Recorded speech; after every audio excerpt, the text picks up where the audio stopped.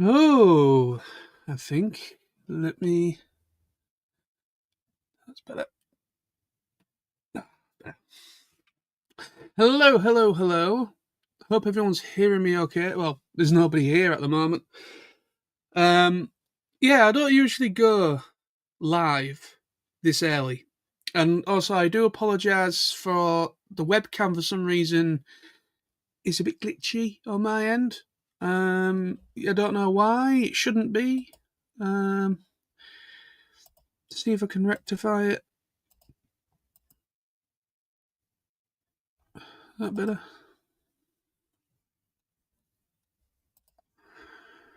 Um, Nah, I don't know why. Anyway. Hello, how's it going, everybody? Welcome. It's me, and I'm back. It's me, Nosy, and I'm back for a live stream. And this is pretty darn early for me. It is really early for me to go early. To go early to do a live stream. Usually, when I do a live stream or a Hangout live stream, my live streams there's no real theme to them. There never has been.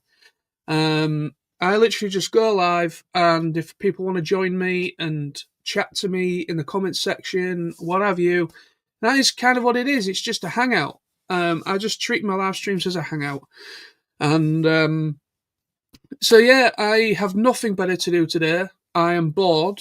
I don't know, what to do with myself. So I thought I might as well do a live stream. I wanted to do a live stream before I go back to work. Because once I go back to work, I don't know what the situation is going to be quite like. I don't know what the situation is going to be like when I go back to work because I'm currently on holiday at the moment. If anybody's been paying attention to my vlogs I've been making on this channel, they may be aware that I've been off since last Thursday. I broke off the Wednesday last Wednesday. My first day of holiday was Thursday, just gone, and I've been off all this week as well. And I go back to work this Monday coming. So yeah, I've been off, and I don't know what to do with myself, so I just thought to go live. And if anybody wishes to come on in and hang out with me, come and hang out. Come hang out in the chat. Come and say hello. Hello, hello, hello. Come and say hello. Don't be shy. I don't bite. But yeah, do what you like. Like I say, I don't go this live sometimes. I'm not expecting anybody to be actually free at this moment in time. And plus, I am doing this very last minute. Yeah, I am very spontaneous. I am very spontaneous. Um, yeah, I am very, very spontaneous when it comes to stuff. It just comes to my mind, and I think, you know what? Yeah, I'll go and do that. And there we go. So I'm going to wait a little bit. There is currently somebody watching. I don't know who it is. There was two people, now there's only one. But there is somebody watching. But yeah. Yeah. I just wanted to just go live, have a little chin wag. If anybody wants to come in, talk about stuff, they can do. Yeah, I'm just going to hang out for a little bit because I'm busy this evening. I've got a couple hours to just chill out for a bit, and that's why I'm doing this, because I'm going out later this evening for a meal. Yeah, so I'm not going out till a little bit later on tonight, around about 7ish. I think I'm going out tonight. I think so. Yeah, around about 7. I'm due to be go out for a meal. So I've got an hour or so to just do this in the meantime. But yeah, what have I been up to? What have I been up to since while I've been off? I've done absolutely bugger all. I have done absolutely nothing while I've been off. Yeah, I've done absolutely nothing. Absolutely bugger all. And now there's nobody watching. All by myself, don't wanna be all by myself anymore. Anyway, so yeah, like I say, this is completely last minute. If nobody hangs out with me, this is going to be a very short one. This is going to be a very short one. But yeah, this was a completely spontaneous, on the spot sort of thing. I'm bored. Let's just put it in layman terms, shall we? I am bored. I don't know what to do with myself. I don't usually go live this early in the afternoon. I usually go live on an evening. But I am bored. And all I've done today, I went to get my hair cut. It's a little bit more tardy and a bit more presentable, I guess. It was getting a bit long in the sides and the back, and it was getting a little bit I had like a quiff of I had like a quiff of hair here. So yeah, I went and got my hair cut this afternoon. That was the first port of call before going back to work. I just wanted to just get my hair a little bit more presentable. Even though there's bugger all on my hair, I've got nothing on top whatsoever at the moment. Yeah, I don't like my hair. I do not like my hair. I don't like the fact I've gone bald. I literally started going bald really quite young. I think I started going bald around about when I was about 24, 25. So I've been going bald. Well, yeah, I'm literally at the point now where I don't know how much more hair is going to be lost in due course. Because if it's anything like my dad, because my dad is also bald, what I've got is hereditary hair loss. So I've literally, my dad's passed on his genes to me, and I've got my dad's genes, and I've lost my hair. My dad was also quite young as well when he started losing his. So yeah, I think I'm just following in my dad's footsteps when it comes to hair loss, unfortunately. But I hate my hair. It's got nothing to do with the hairdresser that cut my hair, of course. It's got nothing to do with hair at all. She did a good job and everything. Obviously, it's her job. She knows what she's doing. But my hair, it's a bit patchy. You know, there's certain parts that are darker. You know, there's certain parts that are darker and certain parts that are lighter. And then if you're in certain light, it looks like I've got absolutely no hair at all on the top. And then it looks like all I've got is sides and back. I don't like being bald. I do not like being bald, but like I say, it's hereditary. There is things I can look into. I mean, apparently there is things you can do. Besides getting a toupee, and I'm not getting a toupee, I am not getting a Donald Trump. I am not getting a Donald Trump thing.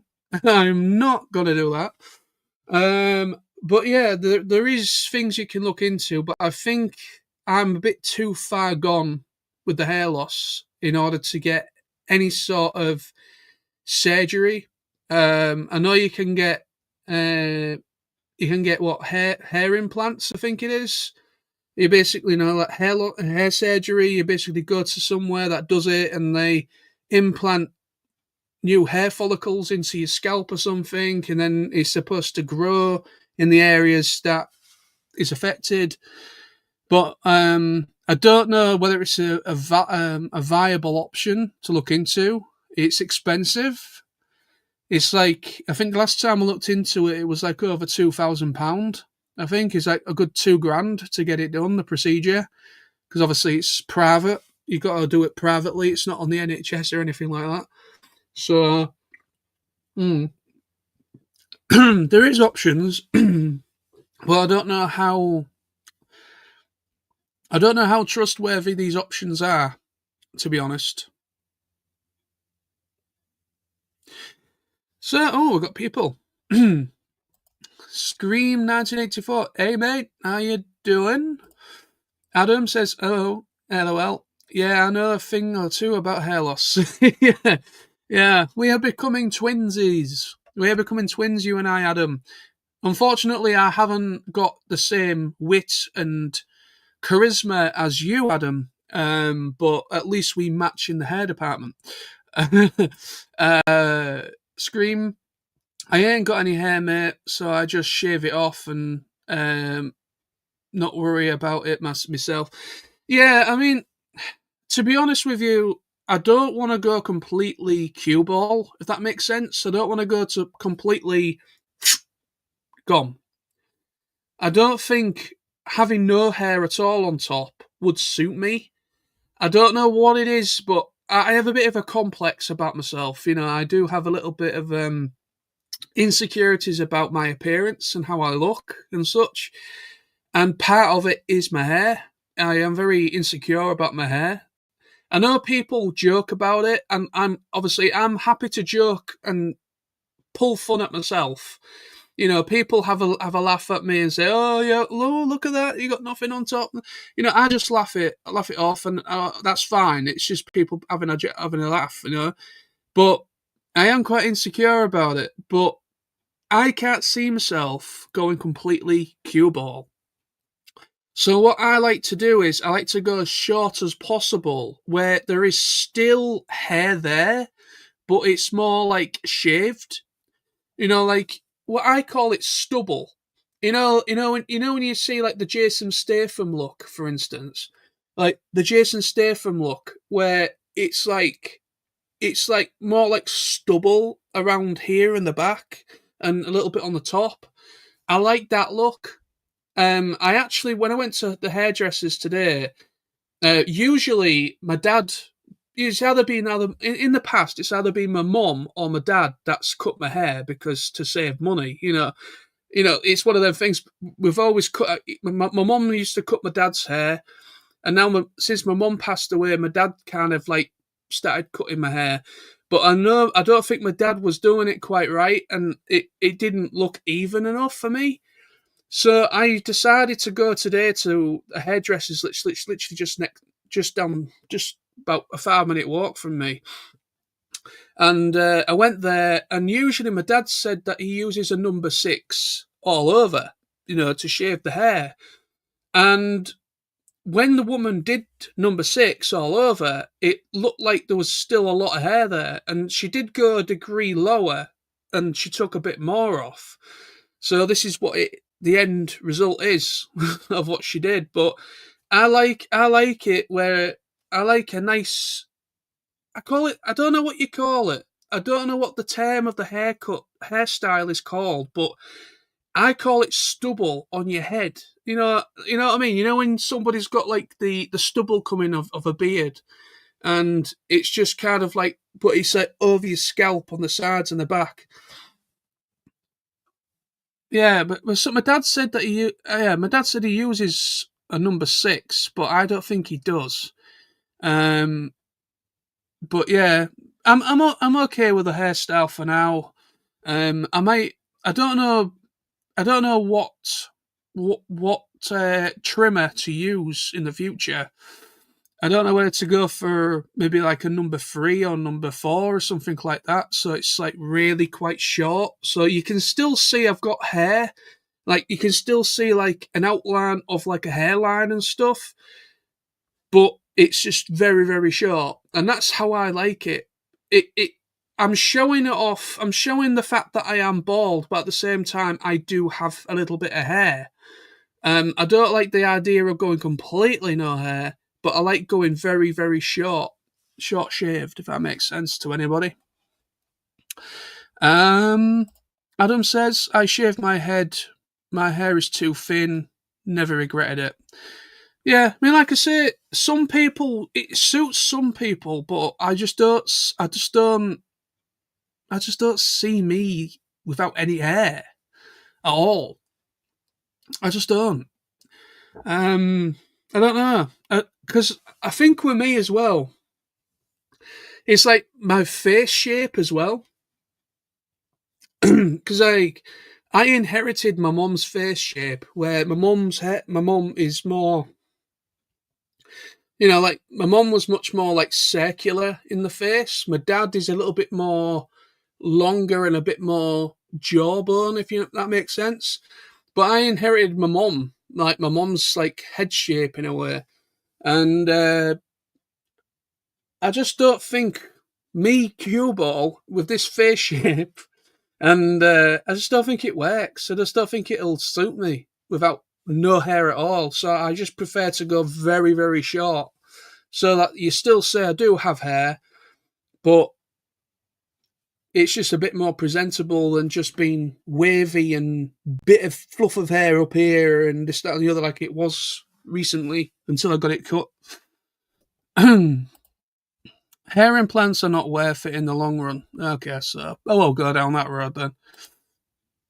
Best way I deal with it is not to let myself or others tell me about my looks, to be honest. Yeah, that makes sense. That makes sense. It's just unfortunate, like I say. I mean, I started losing my hair when I was around about. I think I started going thin on the top when I was about 24. I was about 24, 25 when I started noticing, like, I was starting to recede inwards. So I noticed I started to go, like, my hairline was receding in. And then a few people started, like, commenting saying I had, like, a small little saucer on the back of my hair. And then literally from that point on up till now, it's just gradually got bigger at the back.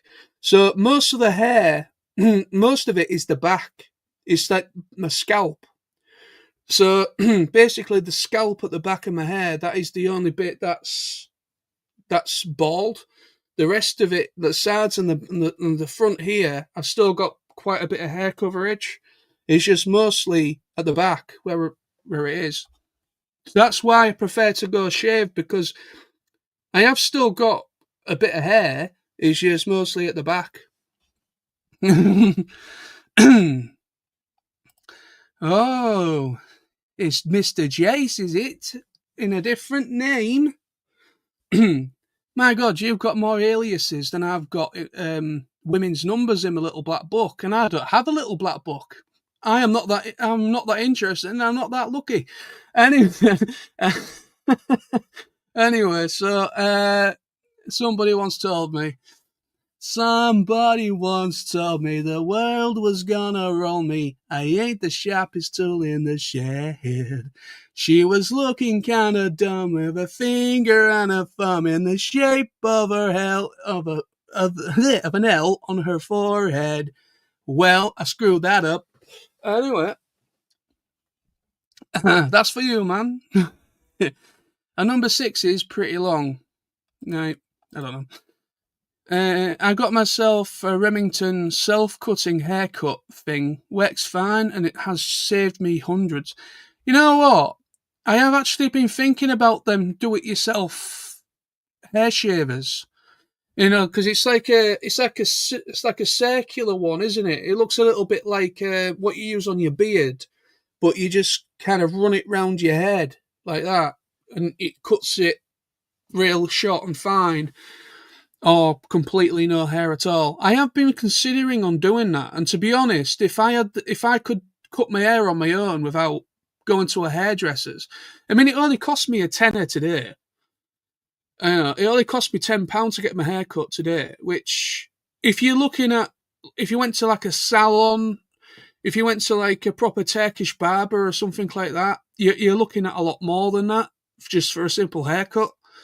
But £10 is probably the cheapest in our area, to be honest. So I'm quite content with paying a tenner now and again. I mean, like, I only get my hair cut when it gets to a point of starts going, because my hair, when I was really, really, really young, when I was literally a baby, I'm actually like, my hair was really curly, and I had really curly hair. Basically, a bit like Chris Hemsworth as Thor, but not quite as attractive. Yeah, me. Yeah, just not quite as attractive as Chris Hemsworth. But yeah, when I was a baby, I used to have like really curly blonde hair. And then my mum decided to cut my hair a little bit shorter when I got a little bit older and started going to primary school. And I kind of lost my curls. But even to this day, even though I've gone bald, even to this very, very day, if even to this day, if if my hair gets to a certain length, it just starts going real curly, like above my ears. I start getting like tufts of hair like poking out from inside of my ears, and then the back starts going real wavy and curly, and I don't like it when it gets to that. I just don't like it. It just my hair looks really messy and it just doesn't look presentable. So that's why, again, it's another reason why I shave my hair, because it gets rid of the curly hair going on instead in the back and the sides. And I think the woman that did my hair today, I think she did a good job. It's not quite as short as I would like, but it's presentable. You know, it's smart, it's presentable. I guess that's the main thing. It's certainly better than it was earlier today before I went and got it done. A lot better. Adam said I'd go for a number 2. Trust me, that's stubble. Right, okay. I'll keep that in mind. In a light, fun, messing way, your description of your dad's face shape reminds me of a horse. Yeah.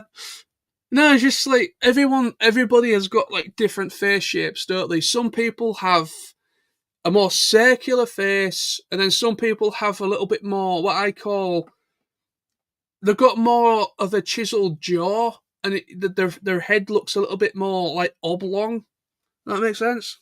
A rectangular. They look, you know what I mean? Everyone's face shape is different.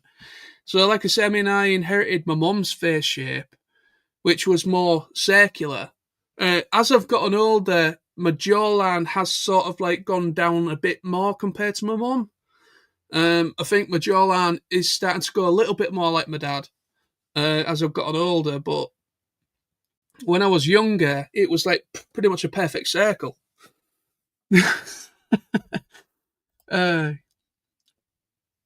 Without growing a beard, a shaved head can look a little too bare.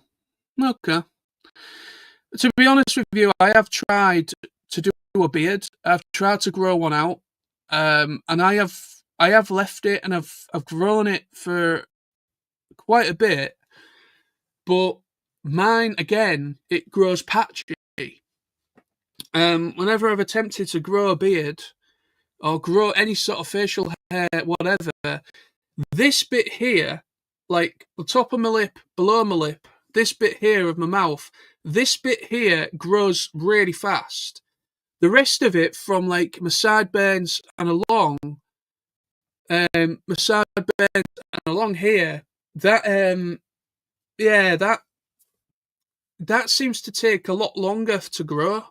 So I've got like a Riker thing going on here, and then this starts to grow, and it just looks messy. It looks patchy.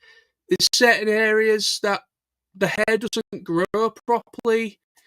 So that's why I shave. That's why I do a wet shave. I just can't be arsed because it's not growing evenly, and I can't be asked with all the rigmarole of buying this, buying that, roller, that little bloody roller thing that helps put more hair follicles up and more holes in your skin for more hair to come out. I can't be asked of all that shit, so I just shave it off. I know it's lazy, but I just can't be asked of all the messing about that some people have to do in order to get a perfect coverage of beard. Some people are really lucky and the hair grows, and it grows really well, and the whole thing grows at the same time, roughly. Everything looks really uniform and perfect, but with me, it doesn't grow perfect. Like, it grows patchy. like the sideburns going along here, that this bit takes forever to grow or to get to a decent length. And then also I start getting irritation as well. I start getting irritation and start itching, and I start getting spots and stuff where it starts getting too long. So yeah, I just can't be asked, and that's why I have a shave, to be honest.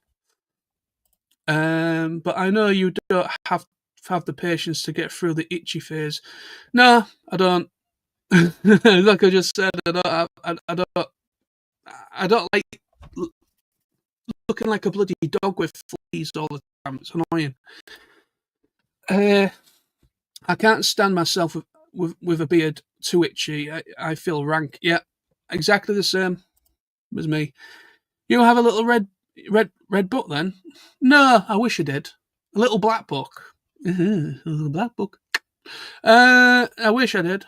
I'm not that lucky. Thanks, mate. Your hair looks good, mate. Smart. Thank you. How did the talk of hair today begin? Was it the haircut? Yeah, I was just obviously nobody was watching at that point in time, and I was just talking about what I've been up to while I've been off from work. I've been on holiday since last Thursday. Yeah, basically I've been off this week. This whole week I've been off, and I broke off officially Thursday. I was working last Wednesday. Thursday was my first day of holiday, and then I've been off, and I go back to work this coming Monday. So I'll go back to work on Monday, and yeah, the discussion started off about hair loss. So I basically just said that all I've done today is I went to go and get my hair cut. And then I just started talking about how patchy my hair seems to be. Like it seems to look at the moment in this lighting, it doesn't look too bad, but in certain lighting, it looks really patchy. Like the sides look darker than the top, the back looks darker than the bottom. I know it's just the way my hair is growing and the way my hairline is, but my hair, even my bloody beard, if I try and grow facial hair, everything seems patchy. It doesn't seem natural. It's just all patchy and horrible. So it just makes me feel a little bit insecure about my hair, to be honest. Even though I can't see myself shaving it off, and I have attempted to many times to grow facial hair, and I've let it grow. I got to a point where it did get pretty long. It didn't get to the point where I could do that, but I did have quite a thick beard at one point. I had a right round here and around here. I actually did have quite a long beard. It wasn't the longest, but I did have a proper kind of beard at one point, and I had it for a while. And then I don't know, it's just yeah.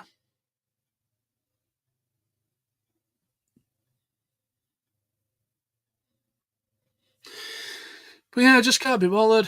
I just can't be bothered with them messing around with it, you know? That's the only thing. I just can't be bothered with. I mean, I've always done a wet shave. Ever since I started growing facial hair and puberty hit and all that kind of stuff. My dad's always been a wet shaver. My dad's always done a wet shave, and I guess it just rubbed off on me. Seeing my dad having a proper shave. My dad's been bald pretty much since. Yeah, because like I say, it's hereditary. I just got my dad's genes, and unfortunately, I mean, apparently, hereditary hair loss is supposed to skip a generation. Apparently, it doesn't affect every generation of the bloodline, or relations and stuff like that. But for some reason, my DNA didn't get the memo of that, and unfortunately, I have my dad's genes, and I'm bald, and I lost my hair roughly about the same age as my dad did.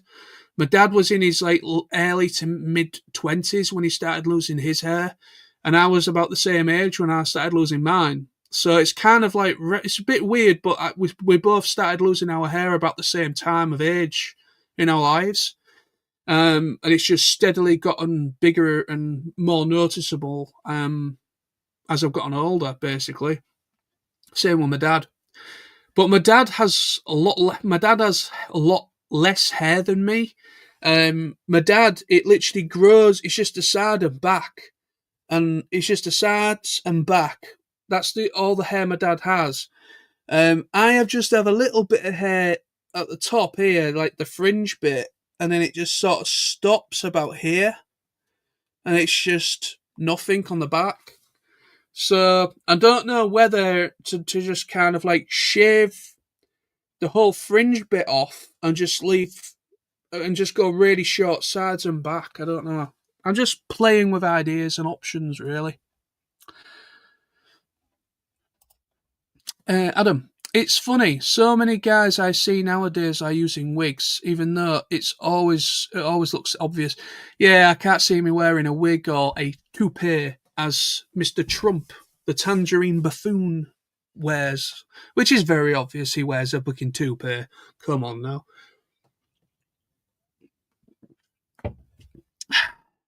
Even though it looks like a toupee. Did you have a Gandalf beard? I wish. I really do wish I could grow a proper beard, and it grows beautiful and even. And I'm really envious of some guys. I know it's all down to testosterone, isn't it? It's down to testosterone levels and how facial hair grows. I mean, some guys just can't grow facial hair at all. They just can't grow a beard, so they just go clean shaved because they just can't grow one. It's just they just can't. Some men can't. It's just the way it is. Some men can't, but there are some guys out there that do have a lot of like testosterone in their DNA or whatever, and also it's also their family line. Maybe they've got kind of a strong thing where they're able to grow a beard really easily. Yeah, I'm very envious of people that can grow a real nice big bushy beard. And it grows perfectly evenly, and it looks presentable and it looks good. But whenever I try and grow facial hair, it just patchy as anything. It's just horrible. So that's why I tend to just shave it off. Yeah, always wet shaved. The first time shaving my head was a bit nerve wracking. Yeah, I don't see me doing a wet shave all over, like shaving my scalp as well. I can't see me doing that. I just can't see me without any sort of trace of hair at all. I just genuinely can't. I just don't think it's going to suit me. And yeah, I already have insecurities about my hair as it is. And if I have no hair at all, I'm going to start getting a lot of glaring looks in my direction that I don't like it when I put a lot of emphasis on myself, because it happened once before. My bloody mother, God rest her soul. I love you really, mother. But anyway, um, yeah, my mum thought it was because it was the in thing. It was an in thing. I was at secondary school, and my mum thought it was a good idea to put highlights in my hair. And I'm going to let that sink in. Yeah, my mum thought it was a good idea to put highlights in my hair. She ended up putting blonde highlights in my hair. I go to school the next day. I must have been off, either it was the weekend or it was a school holiday, I don't know. But I went back to school the next day or whatever, and literally you could cut the tension in that hall, because morning assembly, you could cut the tension and you could hear people laughing and sniggering as I walked in. It was like being hit by a bloody wall, invisible wall. And I was incredibly anxious. Everybody was watching, everybody was looking. People that I've never even spoke to properly in my life. And also people that were in my class and all that people that I just knew from other classes. And I literally walked in to the assembly hall, and everybody was just bursting out laughing at the fact that I had blonde highlights. And then I went and found a seat, sat down behind just sat down. And then everybody just started looking daggers at me and looking at my hair and started giggling. And I just felt incredibly I don't like this. I don't like this at all. So I went home that day and I went, I want them gone. And my mum washed them out for me and got rid of them. I was like, I ain't doing that ever again. Never again. Because literally everybody I just felt incredibly insecure. I mean, I was only at that age. I must have only been about 11 years old. About 11 years old, but a lot of people were putting a lot of emphasis that I'd gone and dyed my hair, even though it was a in thing at the time of men having blonde highlights in their hair. And it meant, but my mum thought it was a good idea to put blonde highlights in my hair. And it was a very bad idea because the whole school just thought it was hilarious and just just ragged the hell out of me for doing so.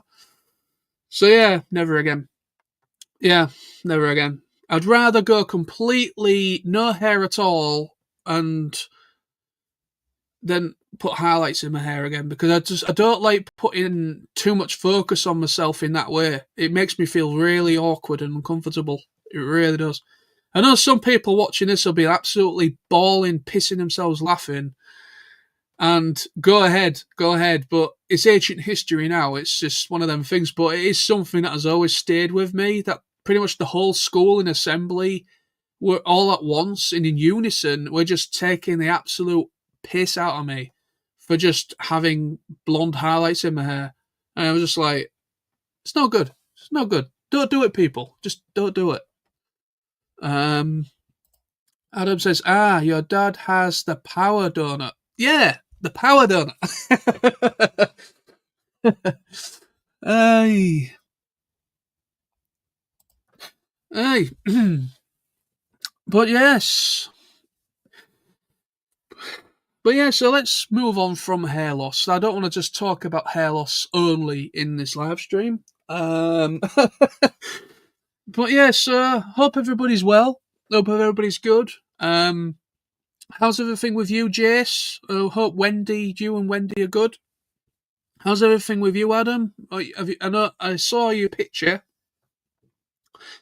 I saw your picture with Mark and all them, and yeah, Jermaine. And was it Jermaine? I don't know. It was with a few people in London. I saw the picture. Mark sent me a PM message saying we're all thinking of you or talking about you or something like that, and the picture of all of you around the table. I was like, oh, that's cool. But yes, I hope you're well, Adam. Hope everything's well with you, and hope everything's well with you, Jace. Is there anything in particular you want to talk about instead of hair loss? If there's anything in particular I want to talk about, there's no barriers to my live streams, people. If anybody wants to talk about something, then go ahead and do it. I literally will talk about anything. I'll talk about stuff that's personal or not just that, but personal stuff. Talk about movies, talk about toys, talk about what have you, cartoons, animation, anything really. It's Heavy Luke. Good call. All are well. Nice one, Adam. Yeah, we were talking about visiting you up there. Oh, really? Yeah, I know Jermaine. Was it the other week? Jermaine came to Hull one evening or one afternoon. He messaged me, Jermaine, and also he messaged Tony. And unfortunately, I was at work at the time when I got the message. I was at work at the time when I got the message, and I replied to him on one of my breaks. And I said, sadly, I'm at work because it was the Thursday. It was a Thursday he was dropping by Hull. And unfortunately, I just couldn't go and see him because Thursday is my last day of the week. and it's a very early start for me as well. I'm usually up for about 5:30 in the morning. Yeah, my days when I'm at work consist of me getting up about 5:30 in the morning, feeling and looking like a zombie, and then setting off from mine at about 5:45 in the morning, and then I start work about 6:30. I start work at 6:30, but it takes me a good half an hour to get to work, a good 30 minute drive. So yeah, I have to be up at roughly. I have to set off from mine about 5:45. Gets me there about 6:15, and then start work about 6:30. So yeah, so that's what I could. So it's really early days, early mornings, should I say? And I don't finish work until I don't get home until about 8 o'clock in the evening. I usually finish between 7 and 8, depending of how busy we've been on that day. So unfortunately, I couldn't go and meet Jermaine with Tony. Sadly, hopefully next time. I mean, anybody's welcome to come by Hull if they want to. I mean, I don't know why. Literally, Hull is the end of the line for a reason, people. It's the end of the line for a reason.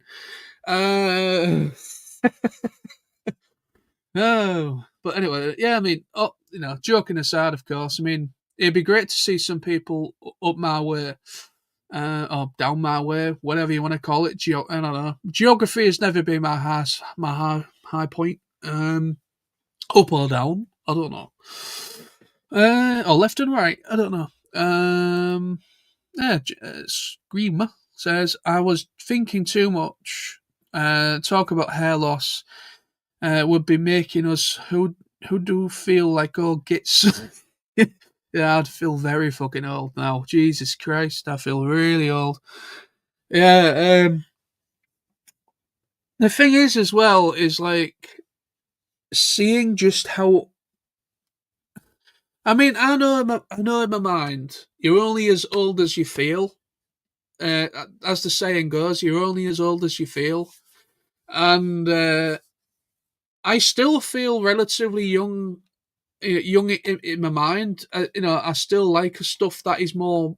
I like stuff that's aimed at a younger demographic, like kids or teens. I'm still a big fan of cartoons and animation. I'm still. I don't buy toys that often these days. It generally depends on the character and the figure. If I opt to buy another Transformer. But I've gone really, really. I don't buy Transformers that much. It's the time that I buy a Transformer is probably when I'm at TF Nation. Throughout the whole year, I very rarely buy anything throughout the whole year now because one, I can't afford it. The price of Transformers or toys in general is going up ridiculous, so I can't afford to buy stuff that much now. So yeah, just one of them. But when I go to TF Nation, I kind of buy a lot of the stuff, when I'm at TFN. Really, that's when I usually have my little toy purchasing thing going on. But yeah, that's that one. But I do feel really old because like a lot of stuff is like coming up as a lot of stuff is coming up as like this released 20 years ago today, or this first released back in 1991. I was like, huh? Oh, this first. I was just like, how the hell has 30 years gone by? How the hell has 25 years gone by? How the hell is this 20 years old? You know what I mean? It's just like some of the stuff that's on social media, and it's just like frying my brain of like that amount of time has gone by so quickly, and you just can't compute that was 20 years ago, or the very first camera phone to be released to general market is about 20 years ago, about 20 something year ago. I believe it was 2001. I believe when the first camera phones started coming out, 2001. So yeah, I'm just like, I feel ancient right now. I mean, I'm older than Google, the browser of Google, and I'm also older than YouTube. So YouTube is like 16 years old now, I think. I mean, I've been on YouTube about 16 years, so it probably might be a bit older than that.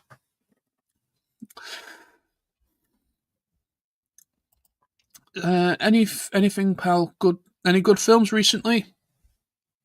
Um, what did I go and see recently? Shit. Um, I can't remember now. I literally went to cin. Oh, my mind's gone dead. I literally went to the cinema. Whoops, shit. I literally went to the cinema a couple of days ago. Uh, this is not good. This is not good. Not good. I'm going senile as well. Um, that's it. I remember now. I went to go and see Chainsaw Man recently, the movie. The Reze arc, as it's called. I picked up Chainsaw Man, the anime series, season 1. I picked that up for like 10 quid. HMV at the moment have some kind of promotion thing going on. And it was £10 with any other purchase. So literally you could buy anything else and it would be like half the price. Or it would be like 20 quid instead. So I saved myself like a good 10 quid just buying the series. But I bought Chainsaw Man, the anime series, the actual anime series. I watched that over 2 nights, enjoyed it, and decided to go, because obviously the movie's been in cinema this past week or so. I went to go and see that. Went to Odeon to see it because Odeon, for some reason, was the only place that had the English dub for Chainsaw Man. View and Cineworld, I believe, only have the subtitled viewings. I'm probably going to get a bit of stick for this because there's always been a dub and sub debate between the fans of anime, and it pisses me off when people. I don't like it when people have a massive go at people that prefer dub over sub or sub over dub. I'm like, why? There's much more important things in life to be annoyed at, you know? Um, yeah, I mean, I'm not Japanese. Do I look Japanese? I know that sounds very racist the way I've said that, but do I look Japanese? Do I look Asian? No, I'm not. I'm a Caucasian man that's currently sat in his bedroom with a very sad life. That leads a very sad life. And no, I'm not Japanese. I don't understand Japanese. And I can. Now, I can watch subtitled anime. If there isn't a dub available for an anime, all right. If there isn't a dub available for an anime, I will indeed, watch it. I can watch subtitled movies and animation. I can do it. I've kind of trained myself over the years to be able to watch subtitled as I'm watching something because when I first attempted it when I was younger, I couldn't keep up. I mean, obviously, I've mentioned this before, I am dyslexic. So when I was younger, my dyslexia was worse than it is now. I struggled a lot more than I do now. My dyslexia is a lot better than it was. And my reading age when I was younger and I started getting into anime properly, so this would have been around 2005, 2006 is when I really started getting into anime as a medium. And I remember watching an anime. It was on. I don't know if it was a film or something, but it was being shown on regular TV. I don't know if it was Film 4 or Channel 4. One of those channels was showing something Japanese anyway, and it was subtitled.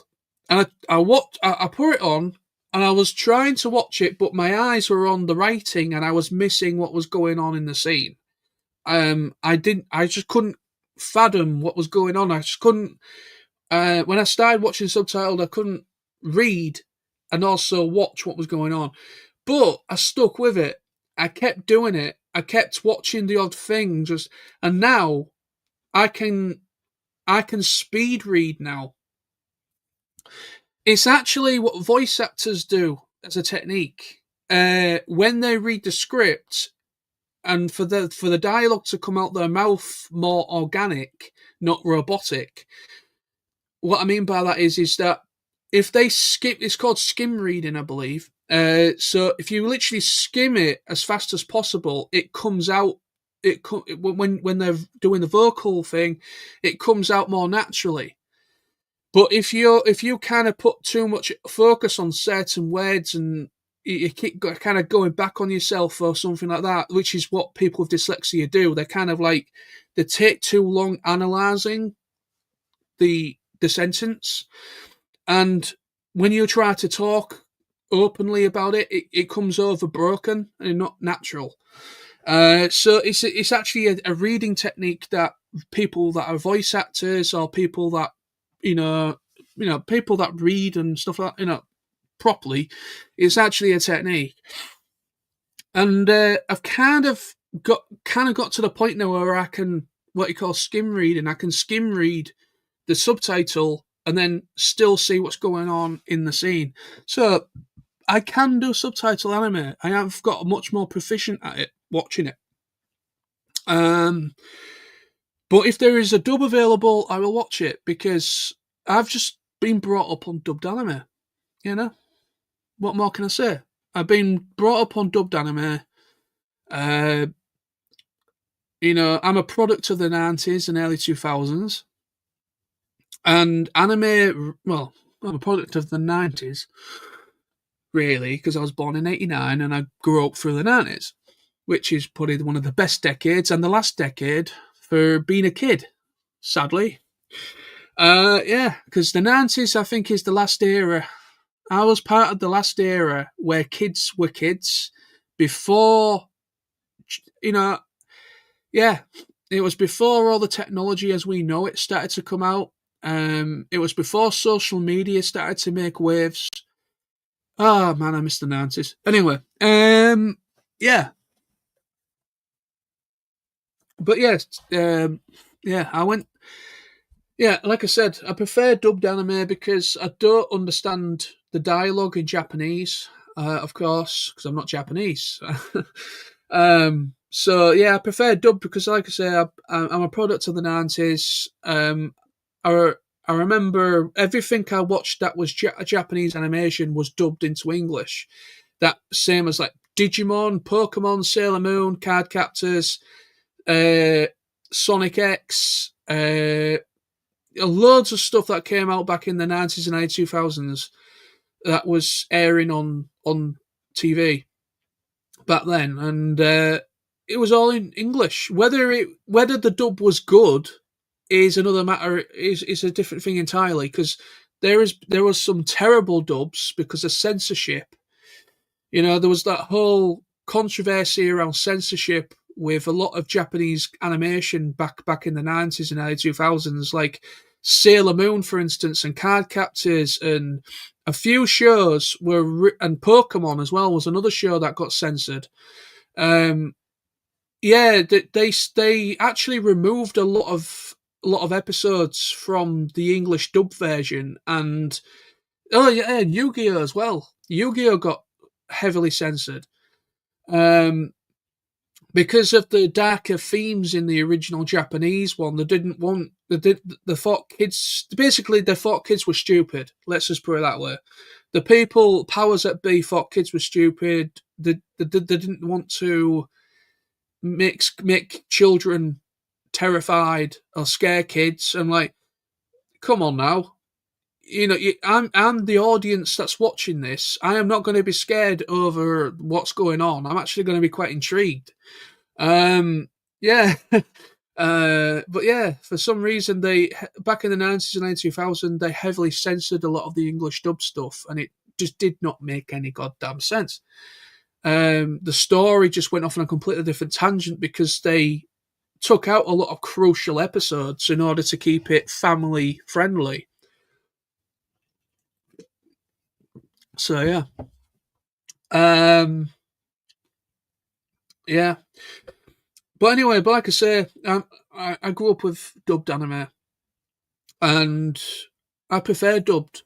I honestly do prefer watching anime and dub. Um, one is I understand what's going on, and two, I don't have to read anything, and three, there's some bloody good voice actors out there that are in English dubbed anime, and there is some incredibly well done dubs now. English dub has come on leaps and bounds now. It's come on leaps and bounds. It used to be a little bit Marmite at one point. You know, there was the odd show here and there was terrible. You know, the odd show here and there was terrible. Like the dub was unwatchable, really bad dubs. And then you might get then another show comes out and the dub was fantastic. You know, it was kind of one of those weird eras in the 90s and early 2000s where there was the odd dub that was, it might have been like an independent studio that picked it up, picked the license up, because that was a thing as well. Back in the 90s and early 2000s, there was a lot of competition within the industry as it was starting. In the early ambers of anime coming over to the West, you had a Pioneer. There was a studio called Pioneer that got the license to a lot of stuff back in the 90s, and I think they went out of business in like the 2000s. Actually, they just ran out of business. They just didn't make any money. But there was a lot of more indie studios that got the rights to dub certain anime, Japanese projects, and sadly, a lot of them have gone. They're nowhere to be seen anymore. The only ones that are still about is obviously Crunchyroll is the powerhouse when it comes to dub stuff now, because they've acquired Funimation. Crunchyroll have absorbed into themselves. Funimation has absorbed into them. And then obviously you've got Viz Media, and you've got another one as well. Oh yeah, Sentai Filmworks. That's another one. I think there's about 3 or 4 dub companies, but they're based in North America. So a lot of the dub stuff is based in North America, and also there's Bang Zoom as well. Bang Zoom Studio. They do a lot of it, but they're based in LA. But they do a lot of They do all animation. They do dubbed stuff as well as stuff for, say, Disney and Pixar and Cartoon Network and stuff like that. You know, they do pretty much a whole realm of animation, not just dubbed. But yeah. Oh yeah, you got Studio Canal as well. That they're part of Disney. Studio Canal Studio. But yeah. But yeah, I think English dub has come on leaps and bounds. I think, you know, I think the standard is a lot better than it was, I think. Where am I?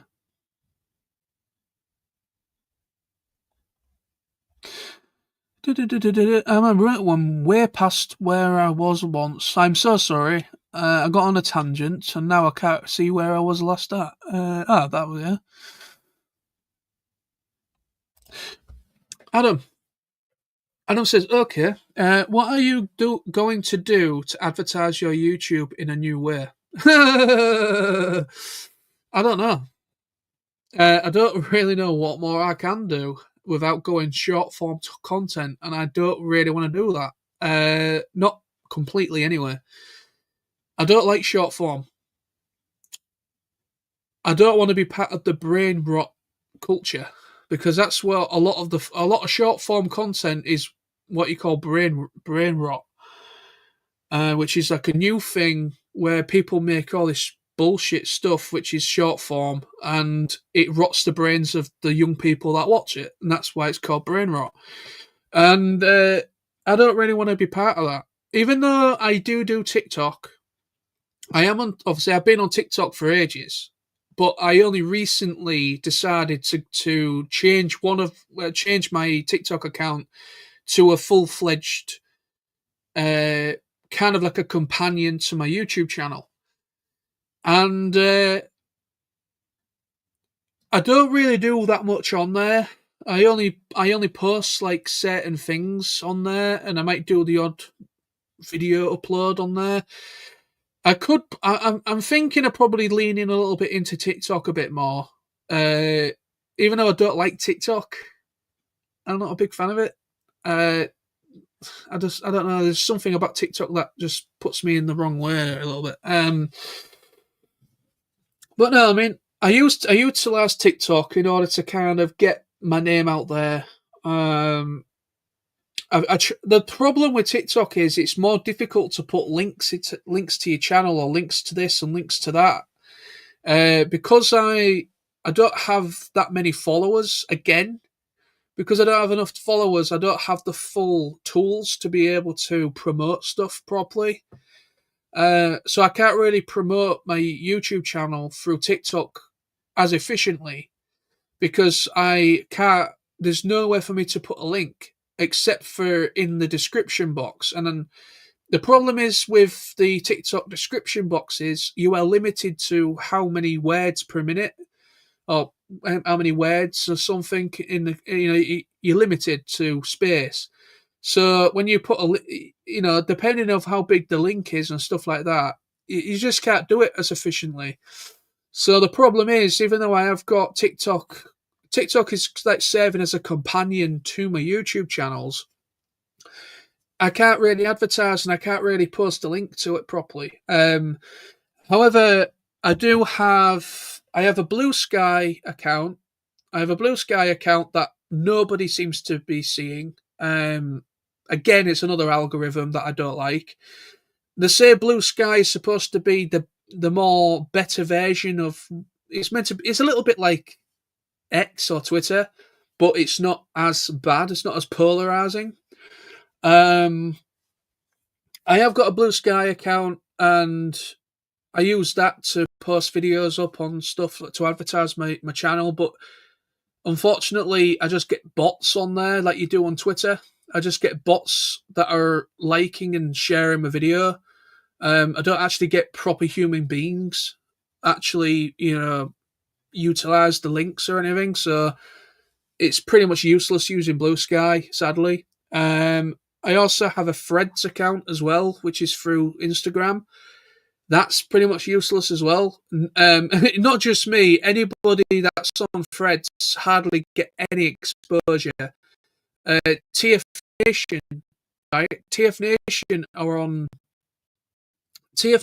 Threads, and I noticed they very rarely go above 5 likes. They get very little exposure on Threads, very little. And so it's not just me, but Threads and Blue Sky are pretty much shite for exposure. But I just went on there because there were other social sites and they're free to use, and I just thought, well, no harm in trying, sort of thing. So, but there we are. Unfortunately, I've found, right, it's mostly around videos. If you post links through stuff like Facebook, if you post links in Facebook groups, links in Facebook or Instagram, Instagram or Threads or Blue Sky, whatever social media you use, if you post a link, it seems to be the algorithm doesn't like links. It's almost like, I think that's the problem, is that when you post a link to a video or a specific thing, I think that the algorithm does not like or doesn't like you posting links because it sees it as a security risk, possibly. And then your video ends up getting spammed. Because a lot of my posts on Facebook in some groups have been spammed. I'm not the only person. I know Tony, Sound of SG1, some of his videos have been spammed as well. Even though he's posting a relevant post that is relevant to that group. And the same with myself. but yet they're coming up as, they're coming up as spammed. So even though I'm trying my hardest to get trying to get the thing is, I'm sounding like a real attention seeker here, and I don't like doing that. I'm not trying to be attention seeking at all. I'm not trying to be. It's just the way YouTube is right now. In order to get, because I'm only trying to get exposure for my channel or my videos. I'm only trying to get exposure for my videos because I want the people that genuinely enjoy what I do to see what I'm making. And unfortunately, at the moment, those people that do enjoy what I make are not seeing what I upload because the algorithm is not notifying the people that are subscribed what I've uploaded properly. It's a very small percentage of people that are subscribed to me that are actually watching my videos. It's actually, yeah, yeah. So if for example, if I upload a video and I don't share it anywhere, that video does not get seen at all. It does not get seen at all. It might get about 10 views and that's it. It dies. I have to go elsewhere because it does help the viewership a little bit, but not great at the same time. So unfortunately, I have to go other means. I have to go Facebook groups, social media, other realms of getting it out there. So I don't know what more I can do, to be honest with you, in order to advertise my YouTube. I really don't know. Without paying for something, because the next step is paying for promotion, and I don't want to do that. I'm sorry. I am not going to pay somebody to help or pay YouTube or what have you to promote what I do on YouTube. I am not spending a single penny to promote my stuff. I would rather delete my YouTube than result to paying YouTube to promote what I do. I personally don't see that as a good thing. Other people might have a different opinion to me on that. I just don't see that as being honest and genuine when you are technically paying for views. I am not paying for views. I'd rather earn those views through my own merit, through my own, through just doing what I love. I'd rather earn people's viewership and rather earn people's subscriptions to my channel in a more honest and natural way. And that is to just simply just keep doing what I'm doing the live streams, uploading when I upload, and just sharing them where I can. I'd rather do it in that honest way than pay for promotion. I'd rather do it that way. I personally just don't like. I just don't like the idea of it. Zombie nation. I've heard Hull's alright. It's not bad. I mean, obviously, I give Hull a bad rap because I live here. Well, yeah. Hull's okay. There's a lot worse places in the UK than Hull. I'm not going to name them because I'm going to start getting people pointing at me and calling me out for a fight in the street if I do.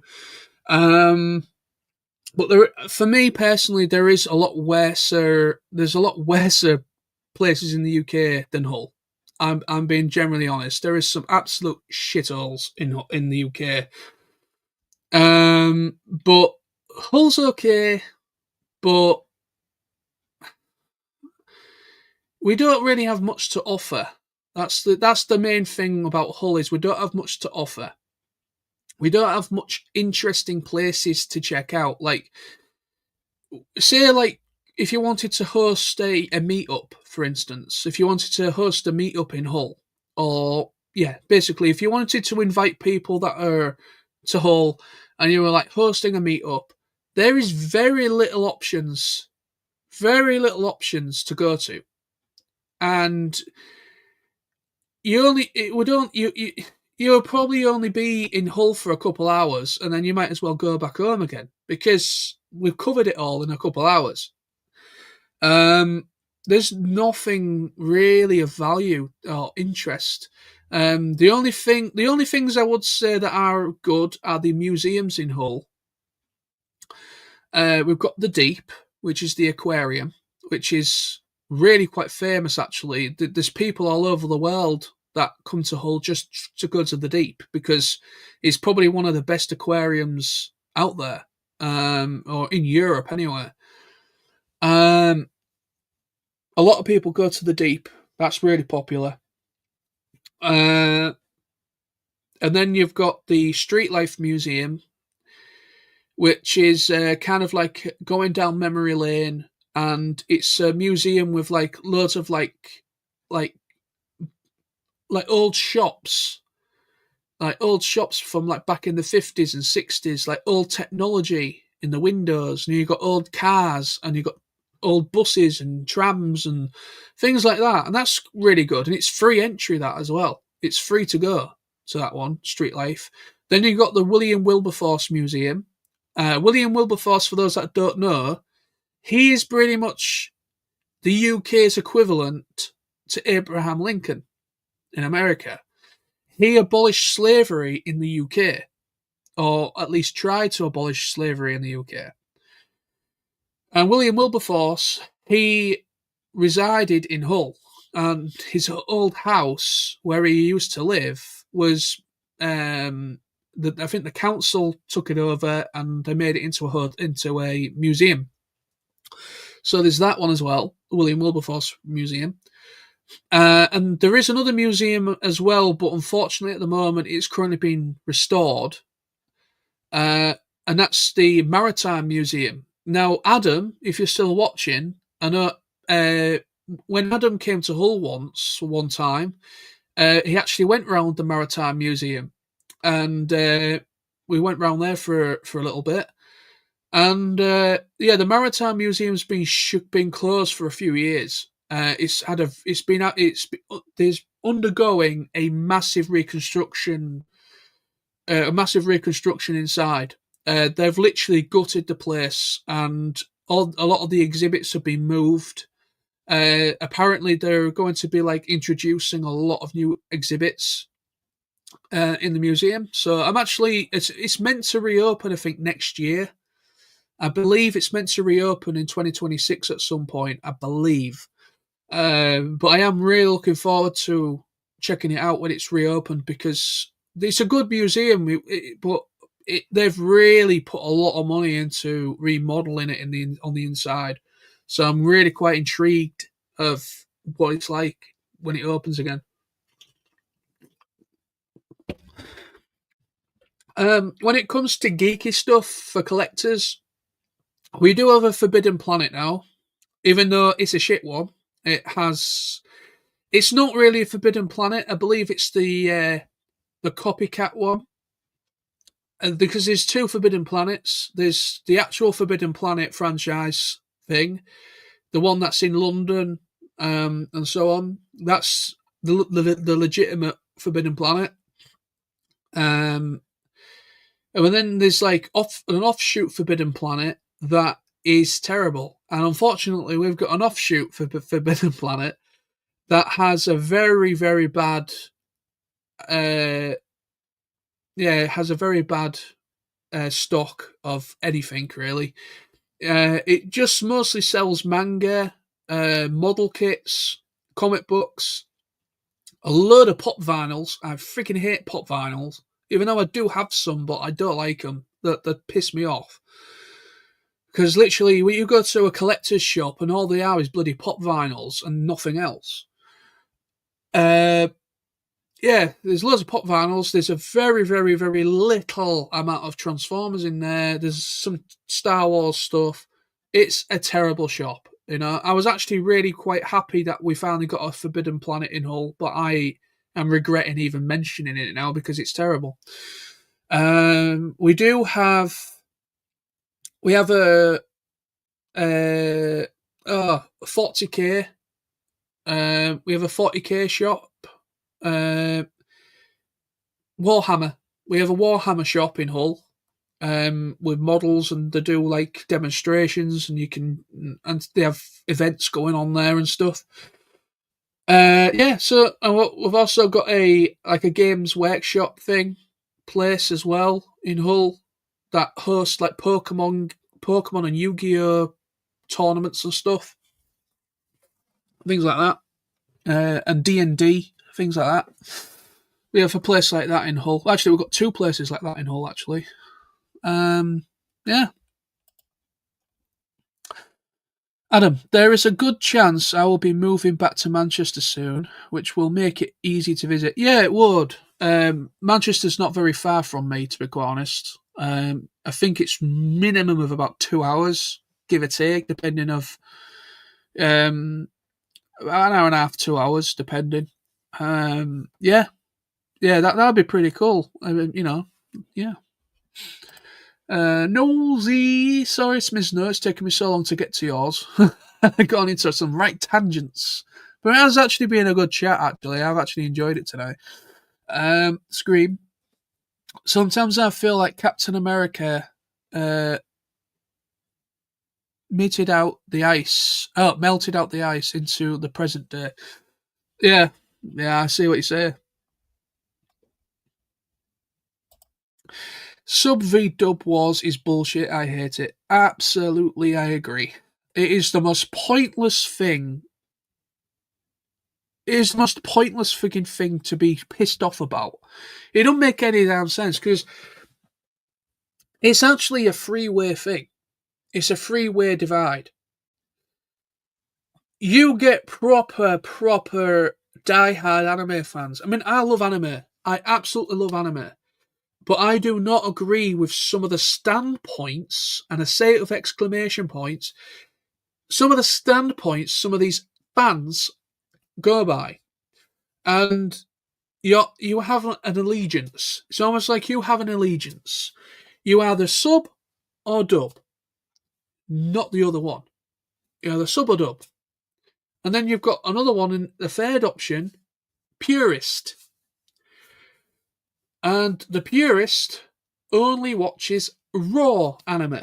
That's not subtitled or dubbed. Raw. So they're just watching Japanese with no way of knowing what the hell they're saying, because they say it as purists. They say this is how it was presented. It wasn't presented for sub or dub. This is how it was presented. I'm watching in its purest form, which is in Japanese audio only, no English on it whatsoever. This is how I'm watching it, and also these are the people that think they know how to speak Japanese. They understand the language, even though they don't.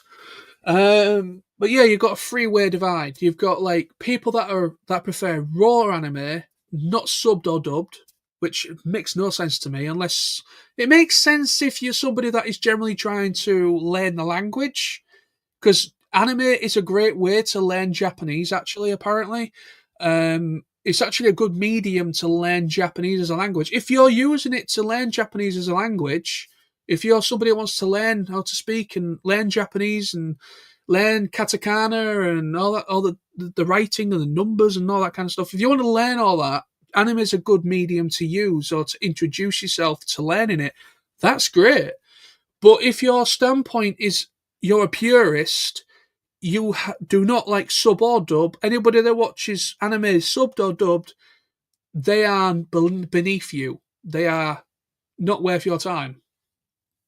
That's what the purists think. And then you've got the subs. People that watch subbed anime, they think they're better than those that watch dub, because people that watch dub primarily watch dub. They see people that watch anime dubbed as lazy, uneducated, and not worth their time. And then you've got the people that watch dubbed anime that, again, some of them, not all of them, think people that are subbed are not worth their time. It's just, what is it? It's just a pointless, toxic bullshit within within the anime fan base that needs to stop. You know, there's nothing wrong with watching anime subbed. There's nothing wrong with watching it dubbed. There's nothing wrong with watching it raw. Watch it how you want to watch it. You know, watch it how you want to watch it. You know, there's no need for all the bickering between people and taking the piss out of people for no reason, just because they like to watch it subbed or dubbed or whatever. It's bullshit. It really is.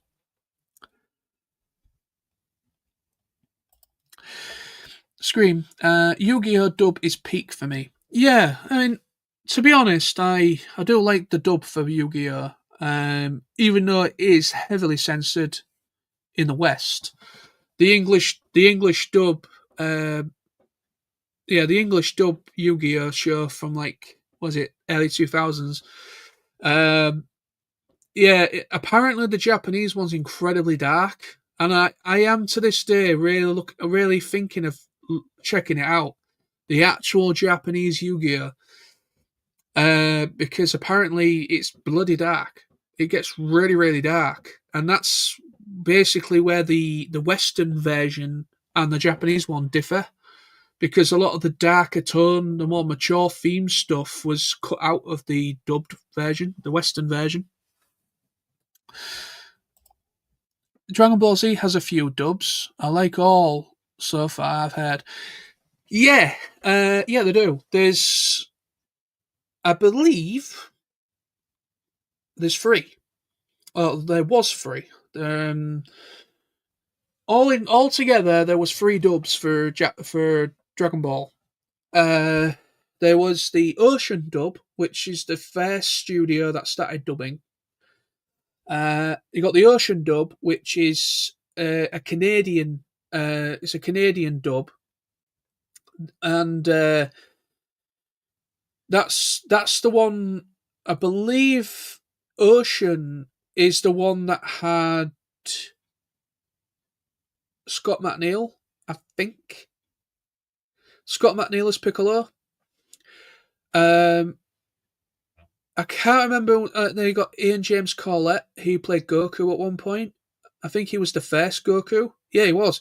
Ian James Corlett was the first Goku. And then there was another guy that took over from Ian. And then you got Sean Schimmel, which was the third Goku. Technically, if you look at it in that way. But yeah, there was three dubs. There was three dubs. Or three dub companies that were dubbing the stuff. I think one of the dub companies, I can't remember the name. I can't remember the name of it, but it was not a very. It was another Canadian company. They were more an independent company, and I believe they only got the license to dub some of the films. They got the license to dub some of the films, and I remember watching one once. And my God, it's a terrible dub. Don't watch it. Do not watch that one. I can't remember the name of it. I don't know if it was called Dark Water. Something. I don't know if it was Dark Water or something water dub. I can't remember now. But it was an independent studio that got the rights to a couple of the Dragon Ball Z movies.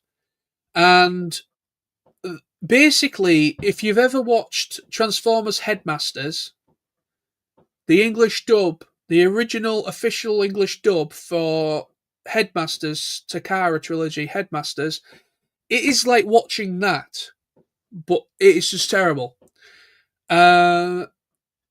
Basically, when it comes to I'm going to try and make this really quick because the explanation of this will take me forever. But basically, in layman's terms, when it comes to translating Japanese into English, the Japanese don't. They kind of have a lot of abbreviation like a certain word would mean multiple things, or different. They use a lot of symbols and stuff in there, and there's a lot of like meanings to certain things within their writing. So when you look at Japanese as text, and there's a lot of gaps. When you translate Japanese into English for the first time, there's a lot of gaps because of just, they don't use a lot of verbs and adjectives and stuff like that as we do. So, on consonants. So basically, yeah, you have to fill in the gaps. You have to fill in the gap. You have to fill in the gaps so that it kind of works and it's still understandable and it doesn't impact what goes on in the story. It still makes sense, and that's basically what they do when they dub the script, or they write the script in English from Japanese. They have to add stuff that will both work for a Western audience to understand, and also you still get the gist of what the story's about. That's the whole point. But this one company that dubbed some of the some of the Dragon Ball Z movies, it was a Canadian company. Oh my giddy heart! They did not do. They did not. Yeah, they did not do the procedure of filling the gaps. They just translated. They just did like they just translated Japanese into English, and they just read it like that with the gaps intact. And it was so terrible that Piccolo is called Big Green. He's not called Piccolo in that dub. He's called Big Green. He's like, "Hey, Big Green," and then like, oh my god, the voice acting in it is terrible as well. There's just no. There's just absolutely no directory at all. There's just no direction, ADR direction whatsoever with that dub. So do yourself a favour. I think it's called the Darkwater or Blackwater or something dub. I can't remember. But don't watch that one because it'll put you off watching Dragon Ball forever. But if you do want to watch Dragon Ball, then the Funimation dub and the Ocean dub stuff is perfect. Now, the thing is, Ocean dub and Funimation dub kind of go hand in hand, at least at the beginning it did. And Funimation is now the only official dub now. Well, it's now for a Crunchyroll now, but basically the Crunchyroll are now the ones that do anything dubbed for Dragon Ball now. But originally it was Funimation. Funimation are now primarily the English dub company that dub anything Dragon Ball that comes out, games and such as well.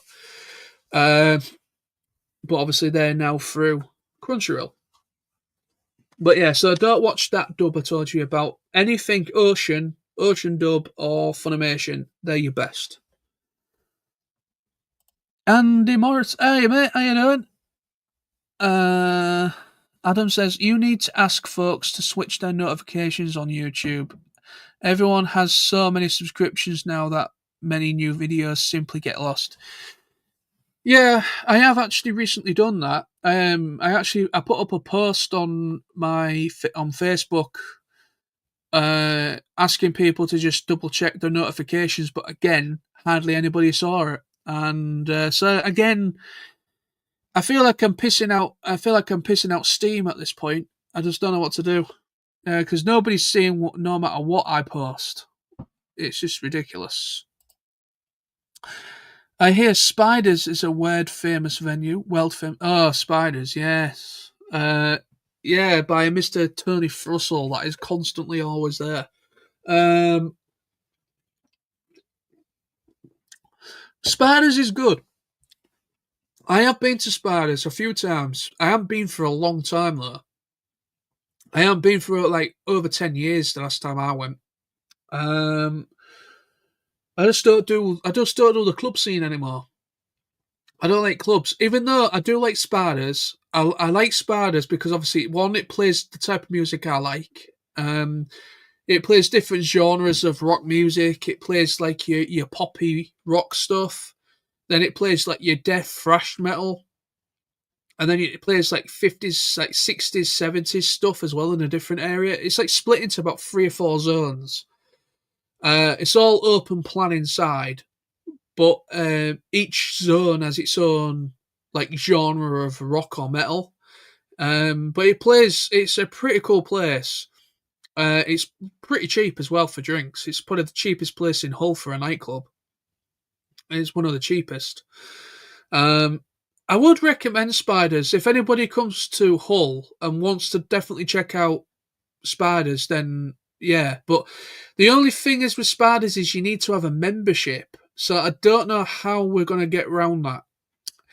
Because how it works, the last time I went to Spiders, if you've got a membership on you, you can go straight in. The security on the door check your membership and you go through. But in order to get someone in, you basically if you are with somebody with a membership and you're with a friend, you can only get in. When I used to go, you could get one friend in through the door with you with one membership, with just one friend, not a group of friends, just one. So you would have to have multiple people with a membership in order to get everybody in that's with you. That's the only downside with Spiders is that. But when you go through the door, you can buy a ticket at the booth, buy a membership at the booth. I think the last time I went, I think it was about a fiver. I think they charged about a fiver for the membership, but it lasted you for the full year. I think it was like a full year or something. But yeah. I don't know what it's like now. I don't know if they still do the whole membership thing. I don't know. I don't know if they still do it or what. But yeah, that's the only downside to Spiders, and that's what puts me off is I don't have a membership. Even though a Tony is somebody who's always going there, but you know, if I wanted to, say if Tony wasn't going one Saturday and I just decided to go myself, I'm pretty much screwed unless I just sweet talk the guy at the door and say, well, me sweet talking a guy, that's bad. That's going to come back to haunt me. I know it is. But no, if I say to the guy on the door, I just say, I haven't got a membership, but I am I'm going to buy one, get one today or tonight or whatever. Then it should be fine as a one-off. But they are quite strict. The door staff at Spiders, they are pretty strict about. Also, you've got to be careful of what you wear as well. There is a dress code for Spiders, and if you are dressed too smart, and also if you're wearing shoes, you can't. For going to Spiders, you can't wear a pair of actual shoes. Proper shoes, I'm on about shoes like you would wear with a suit or something. You can't wear shoes and you can't wear slacks or anything that is seen as smart. You can't wear any smart clothing for Spiders. You have to basically wear baggy, mosher, punk. You basically have to wear kind of like very casual clothing. So basically, like me, what I'm wearing now, this T-shirt, you can't even see it. Like me wearing this T-shirt, me wearing jeans and trainers, I will be let in without a problem with the attire that I'm wearing right now. But yeah, but the attire that I'm wearing now, I'll be allowed in. But if you're wearing something really smart, then you're not allowed in. Adam says, yeah, I remember the Maritime Museum was very nice, and Hull was much better than other places I've visited. Yeah, I mean, to be honest, a lot of people that come to Hull for the first time, that are travelling, whether they're from different parts of the UK or if they're from different countries, a lot of people that visit Hull have said some really nice things about the local people and also about a lot of the establishments and what Hull has to offer. But I live in Hull, and I still to this day scratch my head in misbelief of where did you go? Who are these people that you had a good time with? Because I've yet to find them. And I've lived here all my life. I know I'm being sarcastic, but Hull is a lot of the people in Hull, they're very much to themselves. Even though we are a Yorkshire town, we're a Yorkshire city, we don't feel very Yorkshire-y because I see the idea of Yorkshire folk being warm and welcoming. And I'm not saying everybody in Hull are not welcoming. Of course, there is some really nice down to earth people that live in Hull, of course.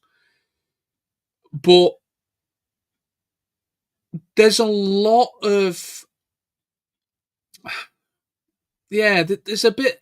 There's something about Hull I just don't like, and it's very antisocial, antisocial behaviour shit going on, which is everywhere, wherever you go. A lot of antisocial shit, and then it's just like, yeah, businesses closing down left, right, and centre. Not a lot of money being put into reviving the city. Basically, Hull is a dying city. It really is. Hull is a dying city. The the shopping centres are in a bad way. We've got three of them in Hull. We've got Princess Quay, we've got Prospect Centre, and we've got St Stephen's, and they're all shit. The only thing that's keeping Princess Quay, Princess Quay is the main big one. That shopping centre, Princess Quay, the only things that are keeping that place open is Primark and the cinema and the bowling alley place at the bottom. There's like a bowling alley place with an arcade and everything in it. They're the only three things that are keeping Princess Quay open. Everything else, nobody bothers with. When it comes to Prospect Centre, there's I think there's a Herons, is it? Can't remember now, but there's a couple food shops in there. And I think it's the food shop is the only place keeping Prospects open because, everybody needs food. So yeah, I think that's the only thing that's keeping that place open. And also there's a little cafe there as well. When it comes to St Stephen's, again, the only thing that's keeping that place open is a big ass 24-hour Tesco's at the back of St Stephen's. That's keeping it open. As well, there's a cinema upstairs and another bowling alley. They are literally the only things keeping that place open. So, Hull's in a bit of a dire straits at the moment. It really is. Hull is in a bit of a dire straits with itself. There's not a lot of development. There's not a lot of investment coming into Hull. Even though we did win the City of Culture thing going back about 5 years ago, we won City of Culture. How the hell we won that? I still to this day don't know how we managed that, but we won City of Culture that about 5 years ago. I guess, give or take, we won City of Culture, and there was all these really good like plans being drawn up to make Hull look a lot more presentable, and to try and get more businesses coming into Hull, try and get more more input into Hull, a positive input. And we didn't get a positive input at all. Everything that was planned just fell through or didn't happen. Any sort of redevelopment, the only thing that's been redevelopment is the pavement in Hull. They redid all the pavement around the city centre. That is literally the only bit of revampment they've actually really done. Like businesses are still closing down left, right, and centre. There's been no assistance to people that are in an independent business. There's been no help. Hull is really in a dire straits. I really think Hull is just a dying city. Out of the rest of the UK, Out of the rest of the UK, there is a lot more potential in other cities, literally an hour away from Hull. Leeds, look at Leeds. I know a lot of people give Leeds a bad rap, but Leeds has a lot of options. It has a lot of going on. It has a lot going on for itself. It has a good nightlife. If you're somebody that likes to go out for a drink, it has a good nightlife. Yes, it's all students, I guess. It's all student stuff, but it has a good nightlife. It's only about an hour away from me, roughly an hour duration of travel. And Leeds is a much better city, I think, when it comes to stuff to do. It has a really good shopping centre there, all that kind of jazz. And then you go to Manchester. Again, Manchester, for me, it has the best HMV I've seen in any city. It has a multi-story HMV that has more quantity of stock than ours has ever had. It's just incredible. And that shopping centre where that HMV is insane. And then you've got Sheffield again. You've got Meadowhall. Fantastic shopping centre. You know, yeah, Nottingham. Nottingham's actually pretty good as well. I've been to Nottingham a couple of times. That's actually quite a good city centre. Yeah, it's like everywhere else but Hull. Everywhere else seems to get the help and assistance. And I mean, I could be completely talking out of my ass. People that live in those places probably might see it differently to me, but you know, just looking at it as a standpoint as a citizen that lives in Hull, I just think Hull's in a bit of a dire straits with itself at the moment. I really do. And also, the government don't give a shit about Hull. Never has. The people in Houses of Parliament do not give a rat's ass about Hull. And why I say that, it all extends to the war, the Second World War, the Blitz. Hull was, I believe, Hull was actually obliterated. Majority of Hull was obliterated in the Blitz. Yes, don't get me wrong. There was a lot of other places as well that were obliterated in the Blitz. London was a massive casualty. Understandable, because London is the capital of our country. So it makes sense that they targeted London, because it's the capital. Hull, I believe, was the second most bombed city in the UK. It was up there next to London. Hull never got mentioned.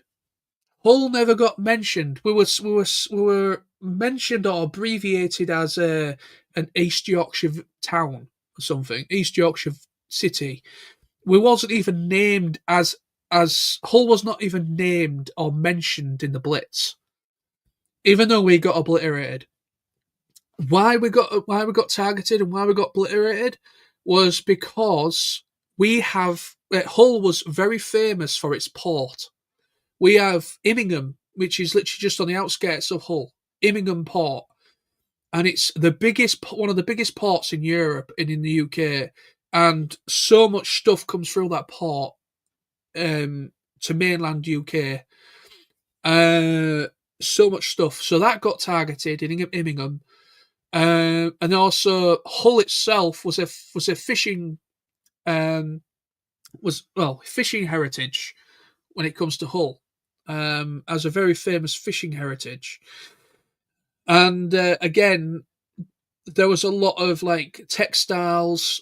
At one point there was a lot of textiles and there was a lot of stuff coming into Hull, food, all sorts of stuff. So it was, even though we've got Immingham, but Hull was also kind of a big port for stuff as well as fish. So Hull was targeted because of us being a port, you know, for basically all that. But Hull was never mentioned in the Blitz, and that's because the government have never had any respect for anyone outside of London. I honestly think that, you know, there's no respect for anyone outside of London. If you're a York part of the Yorkshire community, what have you, you were pretty much left to yourself. Left to yourself. Um, yeah, but yeah, Hull was pretty much obliterated. My granddad was an evacuee. My granddad was evacuated to Filey, which is just up the coast, when he was a little boy. And he basically grew up in Filey, and then when the war finished, my granddad came back and he met my grandma, and there we go. But yeah, a lot of the kids were evacuated because obviously Hull was a massive target. Um, so yeah, it was.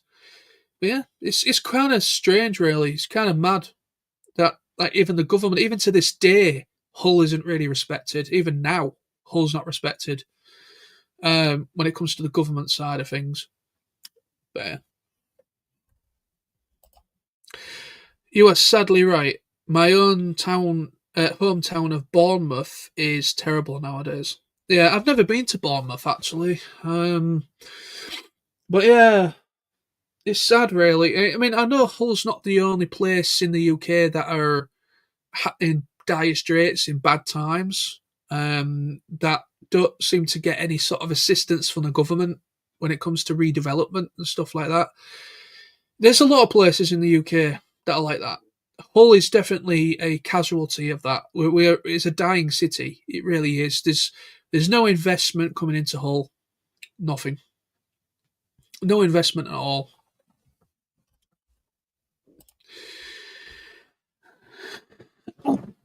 Smith's note: Southampton got obliterated too. Emily is also stunned by how new all the buildings are.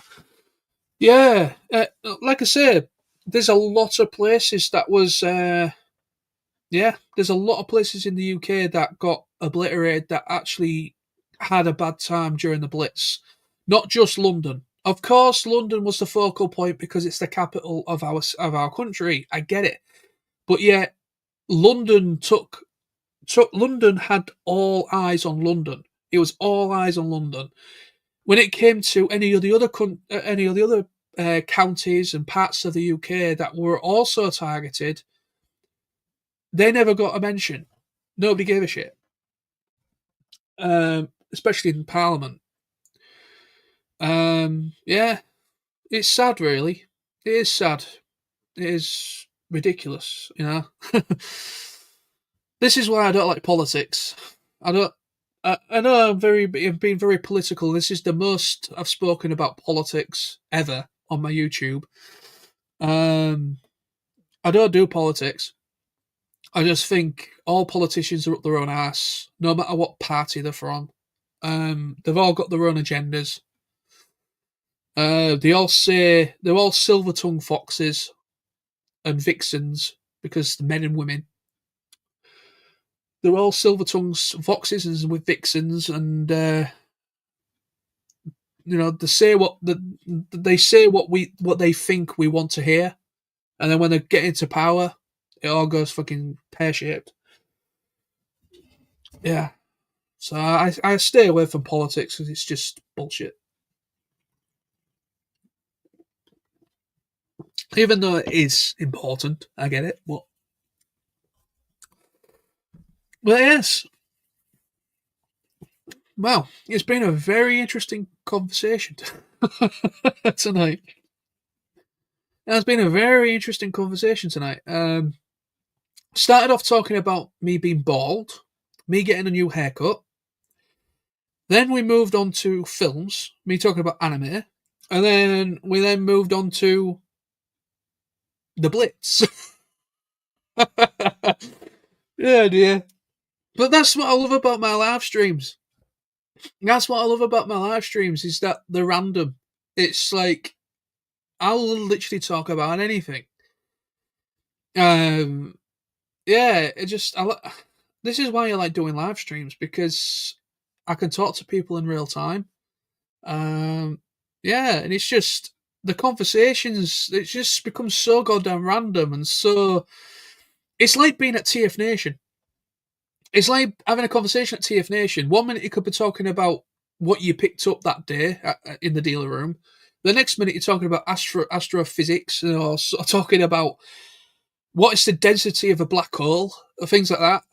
It's like random shit. Random conversations. Uh, but yes. Before I go, I was going to unveil this at the beginning.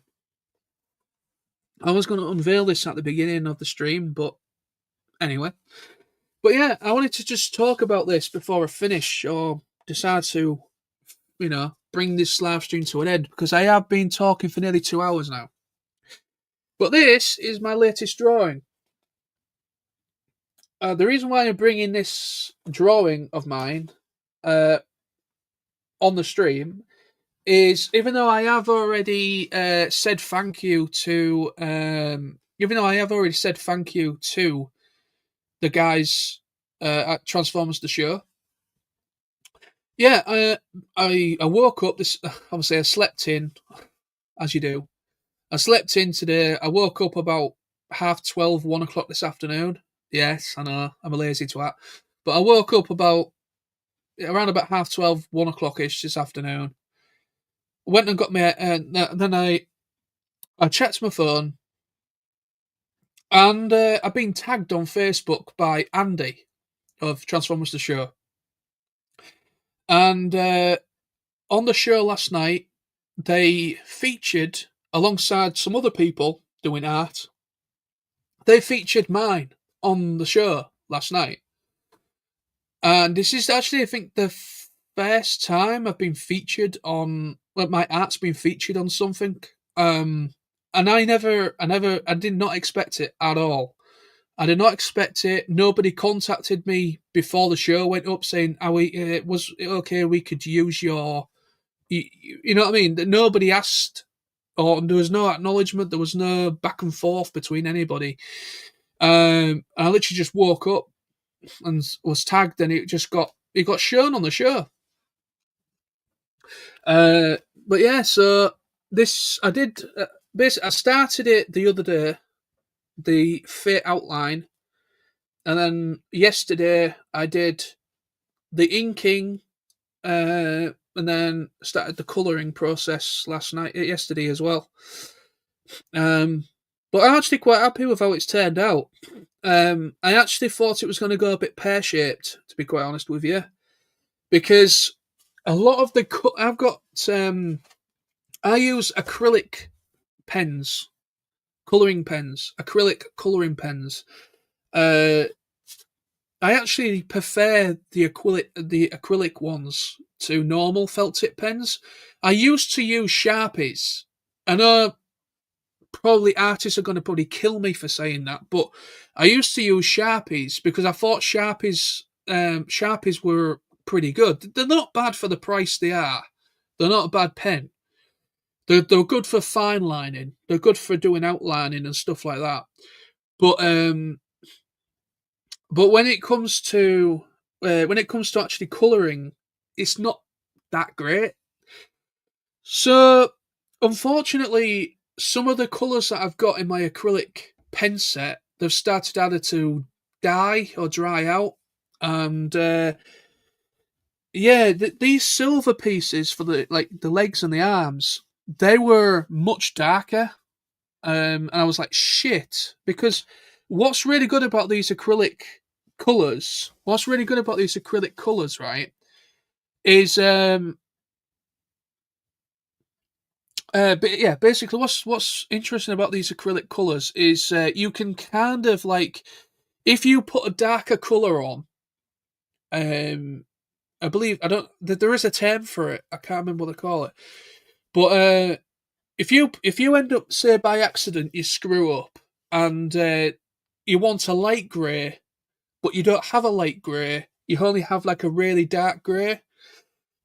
Basically, you colour it all in that really base dark grey, and then you get the white pen and you go over it in a white pen, and it comes over as a nice chrome look, or a lighter grey. So basically, that's what I did. That's what I did, but it ended up turning out quite well. I was actually quite happy because, yeah, I was actually quite happy. I mean, yeah, it's not the best. There is areas of improvement, which I do agree. Like, I'm not good at hands, never have been. There is areas of improvement, but yeah, I'm quite happy with it. And the fact that the Transformers the Show guys actually featured it on their show, I'm actually really appreciative of that because it's none of my artwork has ever been featured on anything besides me posting it. But yeah, but literally this pad is now full. Uh, this pad is now full. I've got this pad. When did I get it? I think my good friend Smithy. Yeah, my good friend Smithy from obviously people have heard of him, and he's been in some of my vlogs as well. I think he got me this pad along with some pens and stuff. I think it was for my birthday or Christmas last year. So it's a nice big thick pad. It has two types of paper. It has a lighter paper and a darker paper. I don't know, you know what I mean? It's a quite a big pad, nice thick pad. It's a really decent pad, and it's a twin sketchbook, so it's two in one. But you can use it for like watercolors and pastel stuff as well. It's really good. Um, but yeah, just but I'm starting now. There's a tarantulas that I did. Um,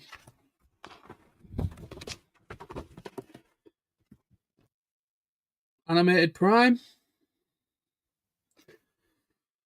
Yeah, I mean, I am not perfect. I'm not a perfect artist. I know I'm not. There's a lot of room of improvement. I get it, but there's Shigo from Kim Possible.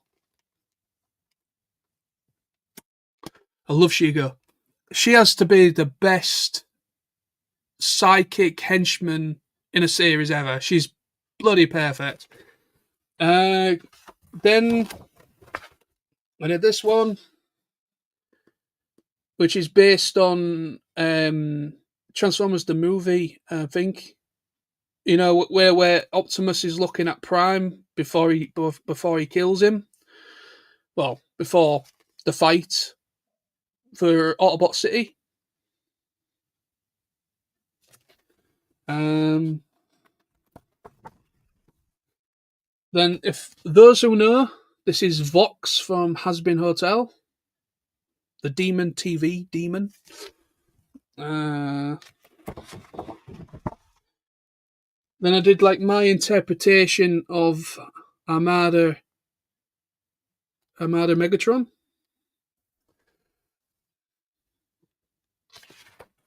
Yeah, so yeah, there's quite a lot in here. And I got Gohan, Teen Gohan for Dragon Ball Z. Uh, Rhinox.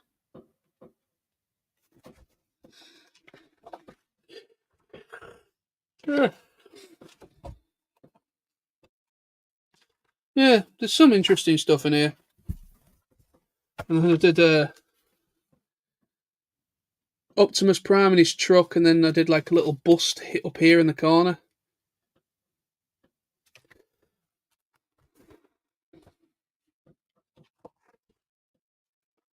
Da-da-da-da. Bloody fireworks going off again. Has anybody else had that problem of fireworks going off constantly? Even before and after bonfire night?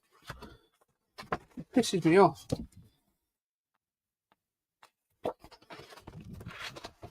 And then there's another one. Tarantulas. Yeah.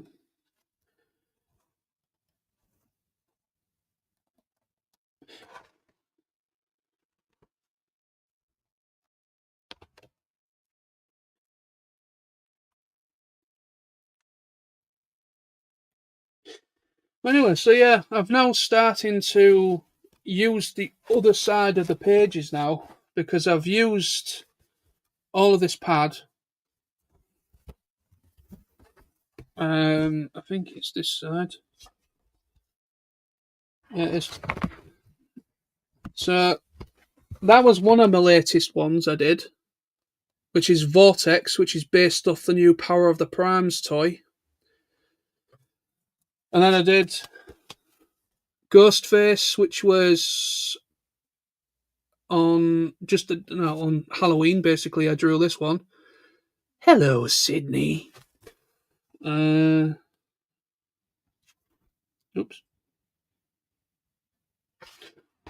And then there's a Shockwave. Nope, not shock. Fuck take. Everything's upside down. Shockwave. Not the best, I know. But then this is my recent one.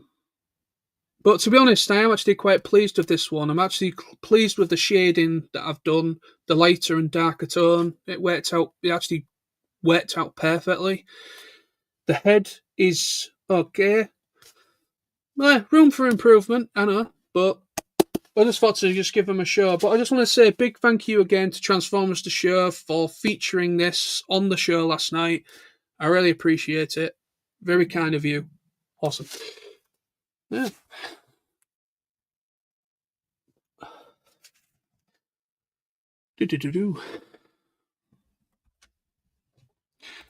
Adam, the full scope of humanity across one Saturday afternoon stream. Yes. Yes, indeed.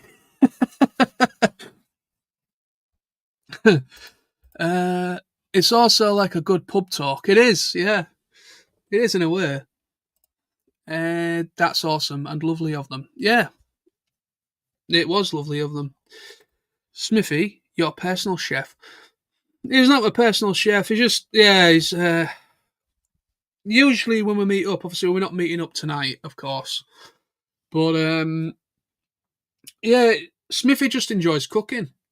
That is literally the long and short of it. He enjoys cooking, and we've found cooking something cheaper than getting a takeaway. Because we was kind of like we would get like a takeaway and we'd be spending a little bit too much because obviously we've been drinking, buying anything, paying money for anything when you're a bit abbreviated is when you're pissed is not a good thing. So we end up ordering more food. We ended up ordering more food than we actually needed or wanted or could stomach and eat in one serving. And so we'd end up wasting a lot of it. And so it was getting too expensive as well because takeaways are not that cheap anymore. So yeah, we kind of knocked it on the head for doing. Kind of knocked it on the head for yeah, kind of knocked it on the head doing takeaways, and we just decided to get like the odd thing here and there, like a bit of chicken or a bit of beef or pork or something, and just like either do a curry with it or something, or just like find some different recipes and stuff and try something different. And you know what? It has actually doing that. It's spreaded our horizons when it comes to food and different cuisines and stuff. And but Smithy's very happy to do it. He actually really enjoys cooking. He actually really does enjoy cooking. And I thought, well, I can cook, but I'm not very adventurous like he is. I'm not an adventurous cook. I can cook to a degree, but Smithy, he understands his spices. He understands what goes into stuff to make stuff spicy. He understands what goes into stuff to give something more flavour. He understands his spices and things like that. And he really has a really good knowledge of cooking when it comes to like ingredients side of things, like what to add to something, what to add to this and add to that in order to, yeah. Well, anyways, folks, I think I'm going to bring this to an end. Yes, because I'm going out for a meal tonight. So, like I said at the beginning, I think we're going out we'll be going out in about an hour for a meal. So yes, I think that's to bring this to an end now. I think, but anyway, it has been a great pleasure. It has been a great conversation. I have thoroughly enjoyed it. I was bored out of bored out of my mind, not knowing what to do with myself today. All I've done today is go for a haircut, come back, and I sat on the sofa, put the TV on, and I thought, I'm going to do a stream. And I just announced it there and then, going live in 20 minutes. Bob's your uncle, here we are. But yeah, it's just a very spontaneous thing, very last minute. I apologise if anybody does watch this all the way through once it's no longer live. I do apologise for not announcing it in a bit more advance, because I do know there is some people that like my streams that are either working nights or are not always available when I go live. So, but at least it's available to watch once you are no longer live. Once I'm no longer live, you can watch it if you wished, even though it is over 2 hours. I don't know if you really want to stomach listening to me for 2 hours. But anyway, so it is there for people to watch. But the reason why, again, I've gone live on my vlog channel is because I want to kind of, like I said in the last stream I did, I want to inject a bit more life into this channel, because I neglect my vlog channel more than I do my main channel. All I ever really upload to this channel is vlog material. The odd video of vlogging, me talking about this, talking about that. And I thought I want to try and incorporate live streams again on this channel, to just give somebody else something, give people something to watch besides me just talking about something or a discussion or whatever. So I just thought live streams are a good thing. Live streams are a good way of live streams are a good way to kind of like get more eyes on your channel. It's a good way to advertise, I guess, get people out there, get people to notice the channel. But yeah, thank you so much to who have we had in? We've had Scream, which is my good friend Jason Wendy. Thank you very much to you two for joining me. Very kind of you. Thank you to, obviously, Adam, of course. The man, the mystery, the myth, the awesome that is Adam. Oh, yeah, we have a Smizno. Oh, Andy Morris as well. Thank you to you. Of course, Smizno. Yeah, it's been a nice little chat. It's been a very interesting chat. Some very interesting topics that we spoke about. But thank you very much indeed. Adam says it's a good way to learn and, as you say, save money. It is.